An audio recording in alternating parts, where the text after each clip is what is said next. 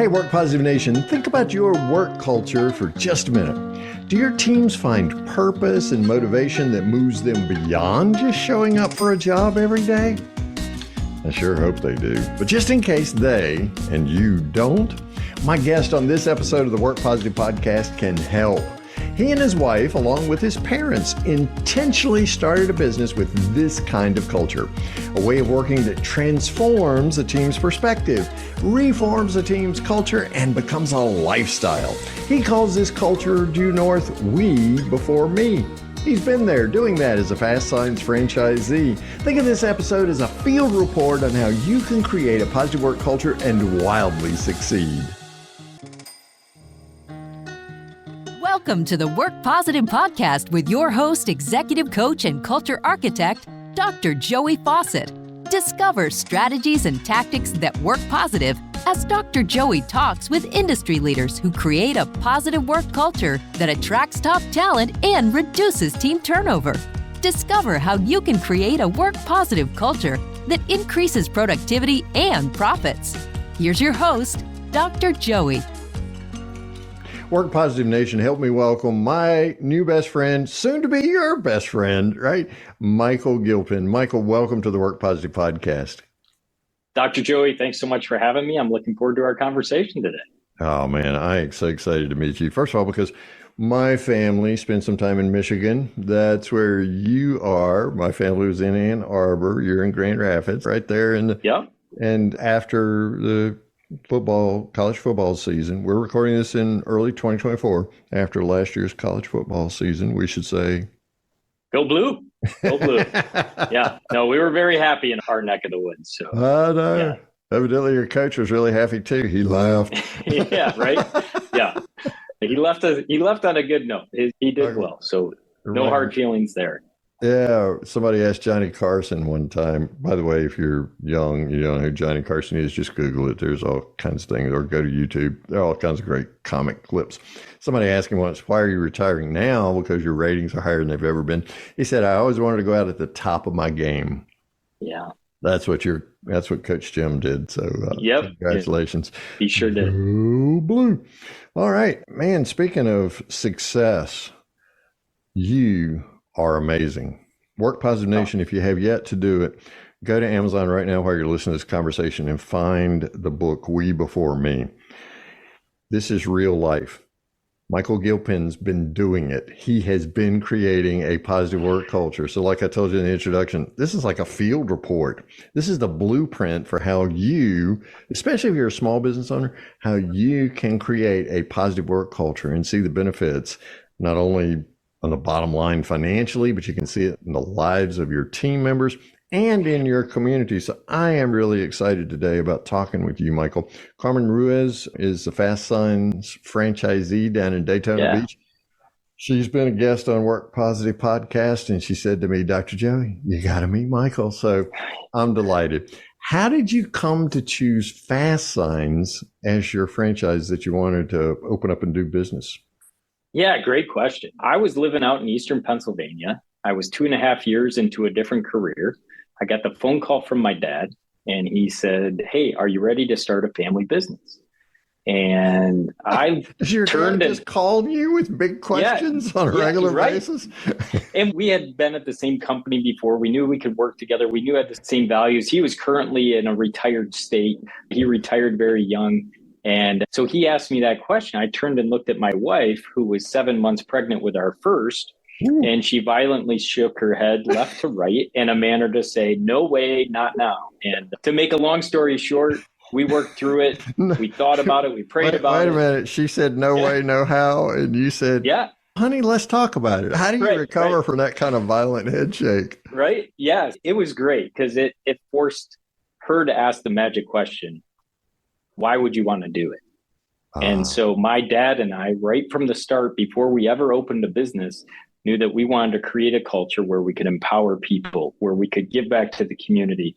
So we had these main things that instead of going to join a company and help transform it, we said, let's go build it ourselves. Let's look at this thing. And so at that point, we were in and we were going to do it. With the ironic part, we didn't know what the widget was yet. So So we actually you had determined the culture before the product. Correct. So Amazing. at that point, we were looking at paper shredding companies. We were looking at golf simulators. And then we started going through and Fast Signs checked so Really? many boxes. How so? Monday through Friday operations, opportunity for team members to come on board and grow a career, a community-based business where you're just ingrained in it. And then a very diverse industry base in terms of a customer clientele. So everything from your B2B to your retail to your sporting to your, it didn't matter. Anyone needed a sign. And so it helped us, one, from a community standpoint, get us involved more.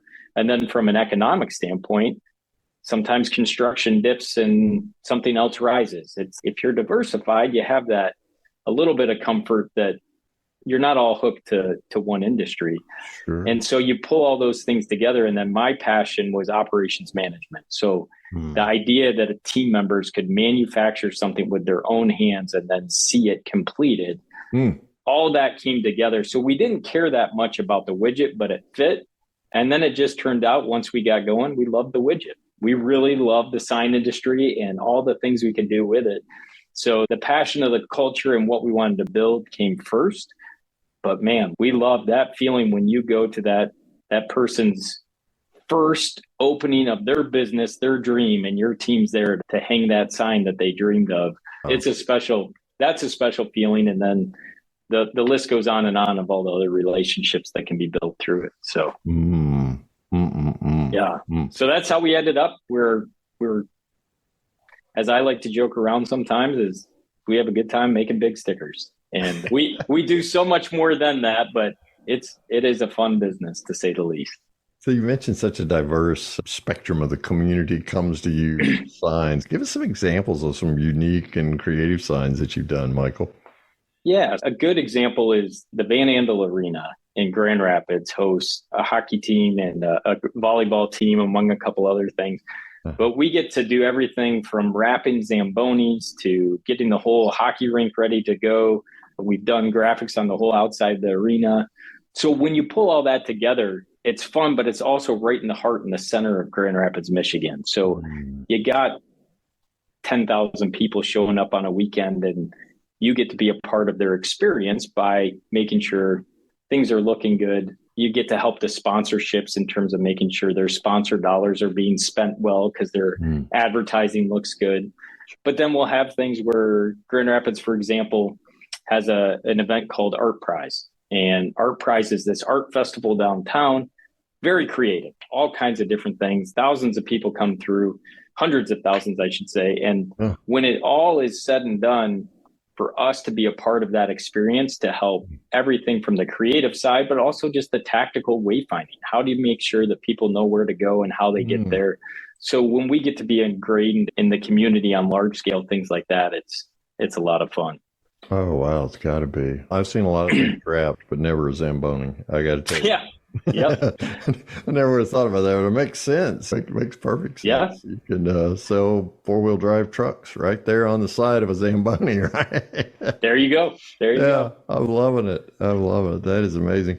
I am so intrigued, Michael, with your statement that you and Dad determined the culture before the widget. Yeah. So where did this passion for culture come from? Man, that's a great question. My dad worked for a phenomenal company for 27 years, a company called Steelcase in Grand Rapids, and just a great company with a lot of great culture.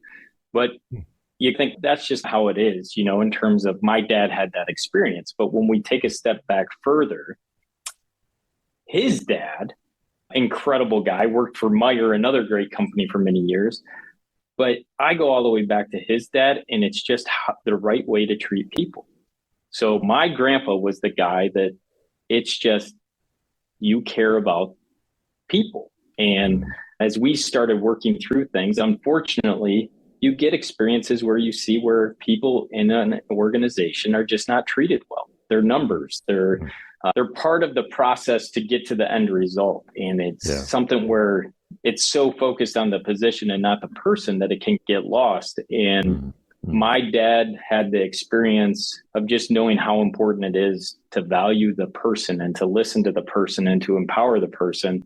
And we said, hey, let's just make the whole company all about that. And who knows where we can take this thing.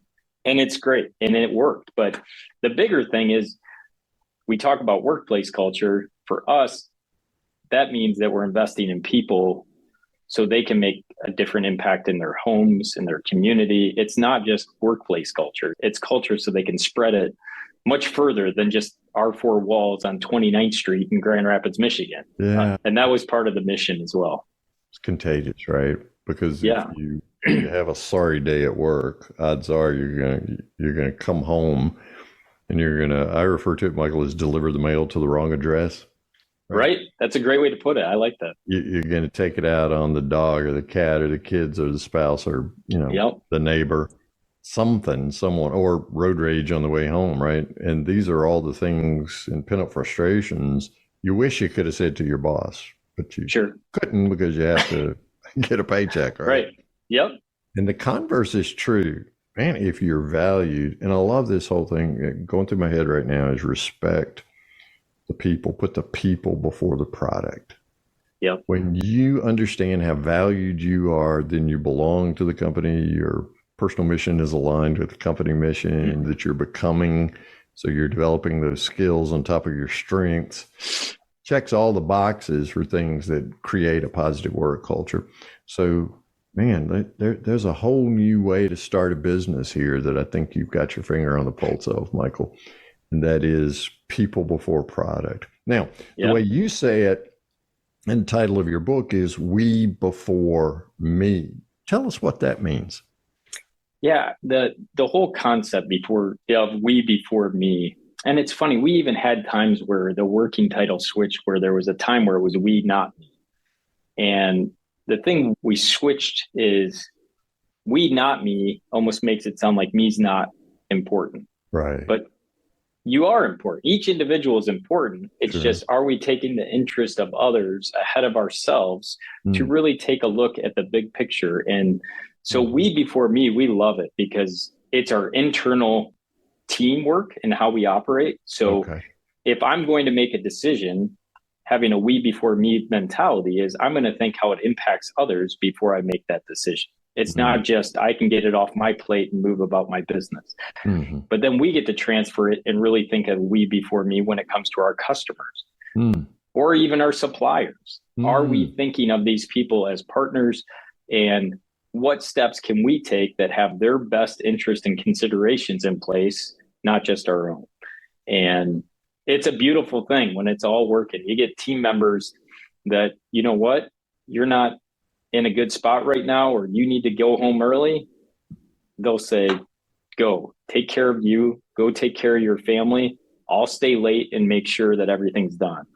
That's the nature of our workplace. They are thinking, hey, I know I can do my part to put this person ahead of my own evening plans because of the spot they're in. And it's contagious and it's reciprocal. That's the best part. That's when it's really running on all cylinders, is that people love the respect they see from other people inside the team, and it inspires them to do the same. As one of our team members said, she came on board, went through our interesting interview process that we always do. And at her 30-day, 60-day, 90-day, each mark, I'm waiting for the other shoe to drop. I'm just waiting because you people I love everything about it. Right. And she kept saying, I'm just waiting for that other shoe to drop. And it's special when that and it, don't get me wrong. We have bad days. There are days that aren't great, but the culture that we have and the way that mentality works, bad days the sun comes up the next day and we get to start over, and it's a fresh perspective. So it's pretty cool. Yep. That is way cool. So you mentioned this interesting interview. Yeah. Tell us about that interesting interview, because you obviously do an amazing job of attracting top talent. Yeah. So and a lot of our talent has no experience in the industry. We kick experience to the side, and we're looking for character. We're looking for the type of people we're looking to see a good fit. And the embarrassing thing is let me just make sure I understand it. It's culture fit before technical skills. 100%. Yep. Wow. And that's what we focus on a regular basis. And so my embarrassing middle point is that there is a show out there that I have seen a couple times. Okay. And it is called The Bachelor and the Bachelorette. And they are, I promise it's only a couple of times. You're not addicted to this show. We don't need to call for an intervention. No, don't call. Okay. No, good. But I use it in the analogy of the hiring process, because too often I feel like companies and prospective employees act like that show. Yeah. They end up just wanting to win so bad. You get these girls or guys, the girls on The Bachelor, that are just heartbroken on day 3 and a mess because they didn't get a rose. They don't even know the guy. They just want the position, so to speak, of winning. And much like the reverse is, the Bachelor has this gift he's giving. It's like a prize to be won. And so the employer-employee relationship too often starts off as it's a prize to be won, and they just want to win it before they even find out what it is.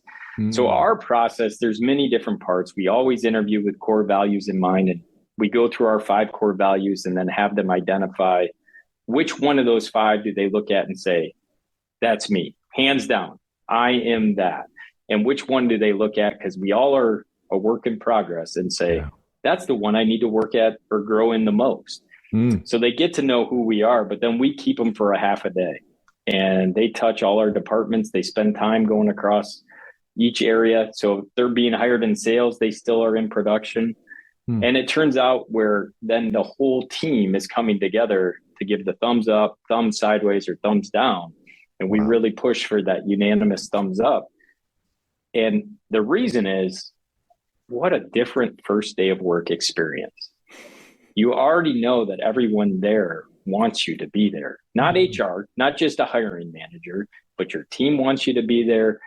The people in cross departments want you to be there. Wow. And then the fun part is then, as the team, they all gave the thumbs up.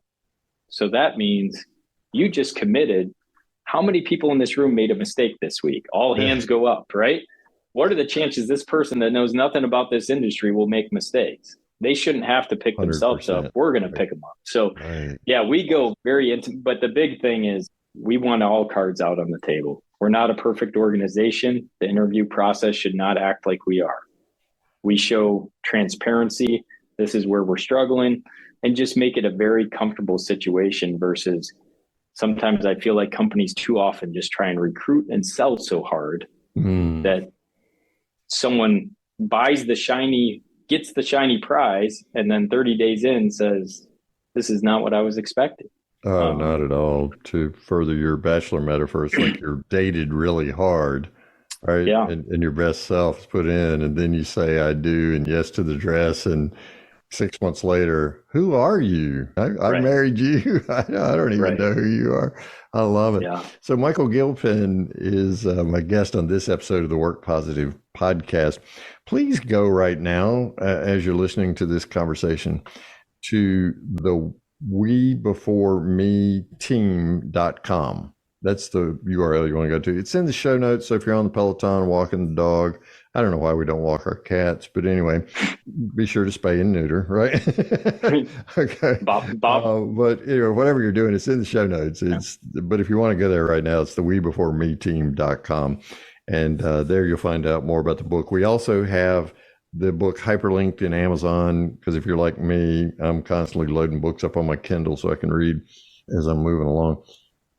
I'm thinking, with the team invested, Michael, in the attraction of this person who fits culture, but we're going to train for skills.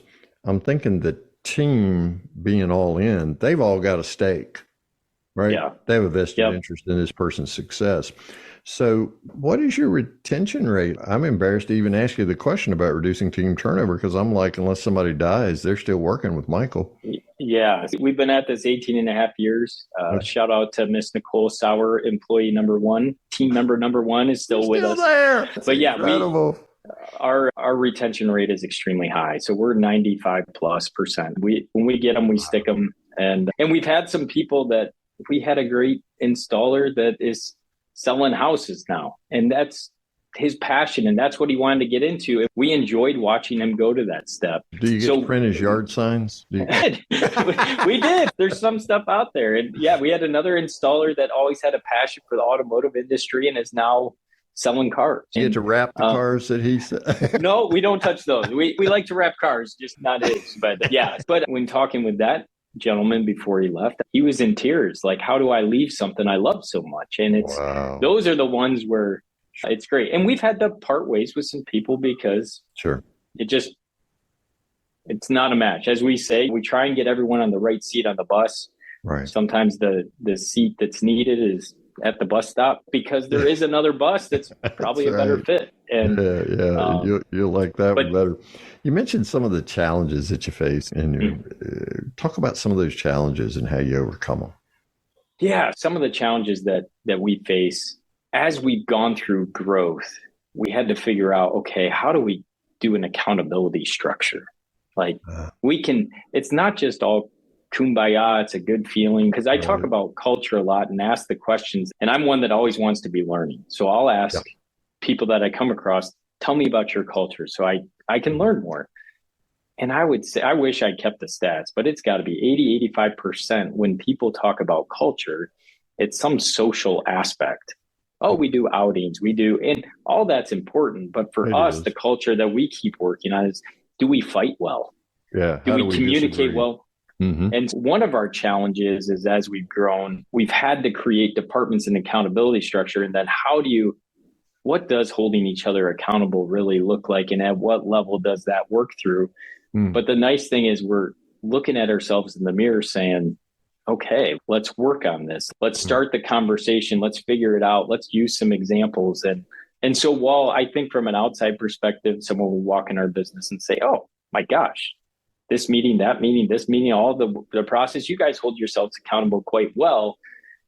We're in that good to great mentality. We want to go to the next level. So when we face those challenges, we put them on an issues list and address them as a team. Okay. No one's flying solo. We try and tackle these things together, and that's how we go. That's beautiful. I love it, because that's we before me. Yeah. So it's not me versus you. It's we're going to look at this together, and you're looking at it from a systemic standpoint. How do we hold each other accountability? Because we all need a little pressure on us to bring out our best selves, right? Yeah. So how do I discover how much pressure is just enough to put on Michael, which may be different than just enough to put on Betsy, right? Yep. To bring out the best in them. So we want to have this culture of accountability, but yet make it specific to each person. How many employees on your Fast Signs team? 23 of us. Yeah. That's just enough to create some friction. Right? Exactly. Yeah. That's what that growth stance was when we were 10, 12, 14. We started with, there was 4 of us, 3 of us, all with the same last name. And then as we kept growing, outside of mom, dad, Mike, and Nicole, we could just do, we don't need a structure, all hands in the middle, all hands on deck, let's go. Sure. And it worked, and it was great. And as we grew, it's okay. And then the fun part is you start to learn people want it.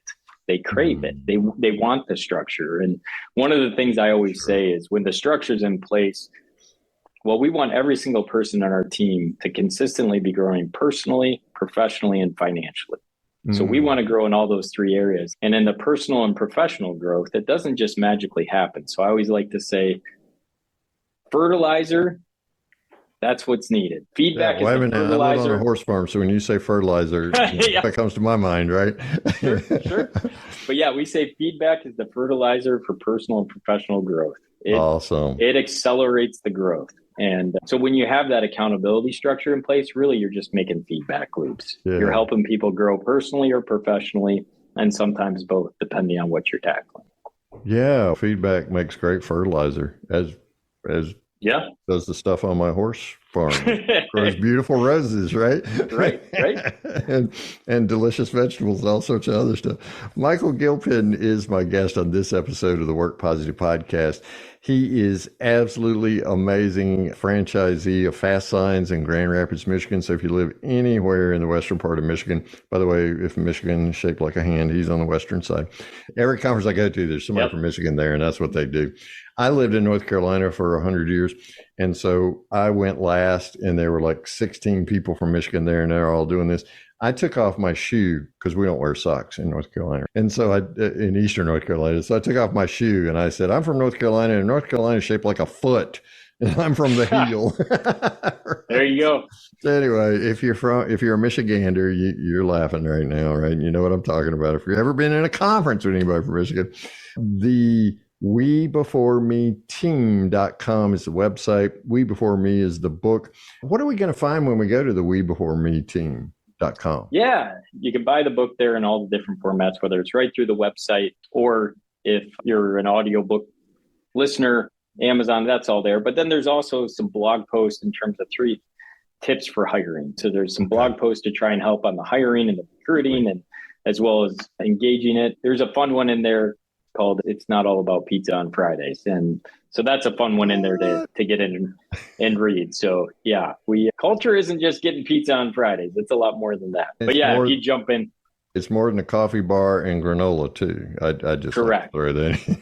Yep, you got it. Yeah. So Michael Gilpin, my guest, always share. And so, man, I'm dying to hear from you, because Work Positive Nation wants to know, Michael Gilpin from the WeBeforeMeTeam.com. What's one thing Work Positive Nation can do starting today to create a positive work culture right where they are? Yeah. So I think for me, the biggest thing is we got a lot of stuff going on in businesses, and there's a lot of transactions that take place. But at the end of the day, it's all about people. Zig Ziglar has a great quote: you don't build the business, you build the people, and it's the people that build the business. And the thing I would love to encourage people to do is hit the pause button, look in the mirror and check and say, are there any people inside my team that I'm valuing the position over the person? Because it really needs to be the other way around. We got to value the people and who they are more than what they do. And sometimes when we get busy, the best of intentions get lost. And so I would just encourage, do a little inventory. Are you valuing the person over the position, who they are more than what they do? So that would be my piece of encouragement, to do that self-audit. That's an amazing one thing to do starting today, Michael Gilpin. Thank you so much. The WeBeforeMeTeam.com is the website. We Before Me is the book. Do yourself a favor and get yourself a copy. And you actually, on the audiobook, you read the intro yourself, don't you? Yeah. Yep. Absolutely. So if you've enjoyed hearing Michael today, you get to hear him on the audiobook as well.